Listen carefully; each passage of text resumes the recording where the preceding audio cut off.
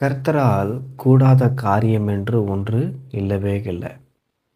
எல்லாமே அவரால் ஆகும். அவரால முடியாதது, அவரால செய்ய கூடாதது என்று எதுவுமே கிடையாது. எல்லாமே அற்புத விதமா அவர் செய்கிறார். நம்ம எப்படின்னு எதிர்பார்க்குறோம்னா, அவர் அற்புதங்கள செய்வார்னா, நம்முடைய அறிவுக்கு, நம்முடைய புத்திக்கு தகுந்தாற்போல அவர் அற்புதத்தை செய்ய வேண்டும் என்று நாம் எதிர்பார்க்கிறோம். உலகத்தினுடைய சந்தர்ப்ப சூழ்நிலைக்கு ஏற்றவாறு அவர் அற்புதம் செய்யணும்னு நாம் எதிர்பார்க்கிறோம். ஆனா, நம்முடைய புத்திக்கும் இந்த உலகத்தினுடைய சூழ்நிலைக்கும் அப்பாற்பட்டவர் அவர். அவரால எதுவுமே கட்டி வைக்க முடியாது. அவர் யூனிக். ஸோ, அவரால கூடாத காரியம் ஒன்று இல்லவே இல்ல. நமக்கு ஒரு தேவை அப்படின்னா, அது எப்பேர்ப்பட்ட காரியமா இருந்தாலும் சரி, அவர் யெகோவா ஈரேவா இருந்து பார்த்து கொண்டு நமது தேவைகளை சந்திக்கிறவராக அவர் இருக்கிறார்.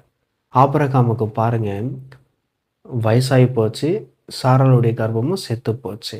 ஆனாலும் கர்த்தர் அவர்களுக்கு வாக்கு பண்ணியிருக்கிறார். நான் உனக்கு ஒரு குமாரனை கொடுப்பேன் அப்படின்னு சொல்லிட்டு.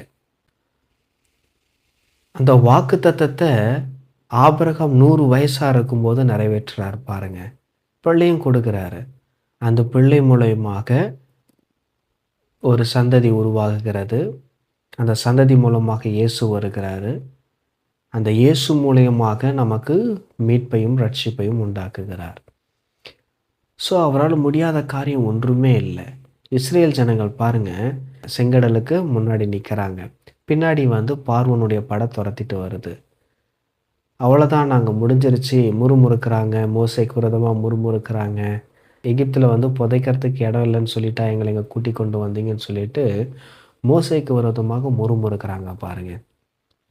அப்போ கர்த்தர் சொல்கிறாரு, என்னையா பார்க்குறீங்க, முன்னேறி போங்கன்னு சொல்லிட்டு முன்னேறி போகும்போது செங்கடல் 2ஆக பிளந்து வழி கொடுக்கிறது.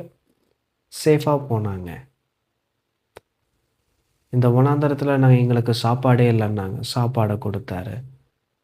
எங்களுக்கு இறைச்சி சாப்பிட்ணும் போல இருக்குதுன்னாங்க, காடையை வரவழைத்தாரு.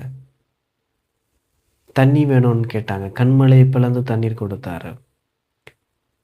ஸோ எல்லாமே பார்த்தீங்கன்னா இது சாத்தியமே இல்லை, ஆனால் சாத்தியப்படுத்தினார்.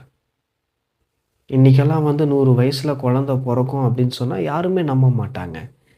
இந்த காலகட்டத்தில் கல்லிலிருந்து தண்ணி வந்துச்சுன்னு சொன்னால் யாரும் நம்ப மாட்டாங்க. கடல் பிரிந்துச்சு அப்படின்னா யாரும் நம்ப மாட்டாங்க. அவங்க நம்புகிறாங்க நம்பலை அப்படிங்கிறது முக்கியமே கிடையாதுங்க. வானத்தையும் பூமியும் உண்டாக்கின கர்த்தர் என்னுடைய தேவனாக இருக்கிறார். ஆகவே இயற்கைக்கு மேற்பட்ட அற்புதத்தையும் செய்ய அவரால் முடியுமென்றதை நீங்கள் விசுவாசிக்கும் போது நிச்சயமாய் இயற்கைக்கு மேற்பட்ட அற்புதங்களை அவர் செய்வார். ஆகவே சோர்ந்து போயிடாதீங்க, கலங்கிடாதீங்க. கர்த்தரை உங்கள் நம்பிக்கையாய் வைத்துக்கொண்டு அவரை நம்பி காரியத்தை செய்யுங்கள். அவரை நம்பி ஒரு ஸ்டெப் எடுத்து வைங்க. உங்களுக்காக உங்கள் பட்சத்தில் அவர் நின்று காரியத்தை செய்து முடிப்பார். ஸோ கலங்கிடாதீங்க, பயந்திடாதீங்க. கர்த்தர் உங்களோடு கூட இருக்கிறார், உங்கள் பட்சத்தில் இருக்கிறார். அவரால் கூடாத காரியம் என்று ஒன்றுமே இல்லை. இதை தியானிங்க, இதை சிந்தியுங்க. நிச்சயமாய் ஒரு பெரிய மாற்றத்தை காண்பீர்கள். God bless you.